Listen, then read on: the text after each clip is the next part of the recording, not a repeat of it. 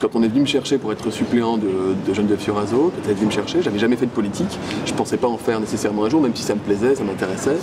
Je me suis retrouvé député comme ça du jour au lendemain, et ça m'a plu, l'activité parlementaire m'a plu, l'action au service de l'intérêt général m'a plu, et j'ai eu à cœur de pouvoir me présenter cette fois-ci aux législatives pour continuer une action sur un mandat, 2 mandats maximum, et de faire partie de cette majorité qui va se construire autour, je l'espère, d'Emmanuel Macron. Il va y avoir une campagne législative, et les Français, ils auront le choix entre donner une majorité parlementaire pour pouvoir conduire des actions de réforme, ou alors ils vont se disperser sur la droite, sur la gauche. Je ne le crois pas. Je crois qu'il y a une cohérence et qu'ils donneront une majorité à Emmanuel Macron. Moi j'ai vécu les frondeurs, j'ai vécu le fonctionnement de la fronde au Parlement, j'ai vécu l'idée de gauche qui ne se parlait pas suffisamment. Je considère qu'au-delà des divergences de chacun, il y a la possibilité encore aujourd'hui d'arriver à se retrouver autour d'un projet commun. Après chacun, encore une fois, agit avec ses responsabilités.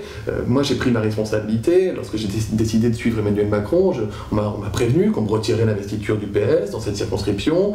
J'ai pris mes responsabilités et j'ai quand même soutenu et parrainé Emmanuel Macron. Les gens peuvent acter des points de désaccord, mais il n'empêche qu'ils sont tous d'accord sur l'objectif. Donc c'est assez riche, ça fait du bien, ça fait une respiration démocratique.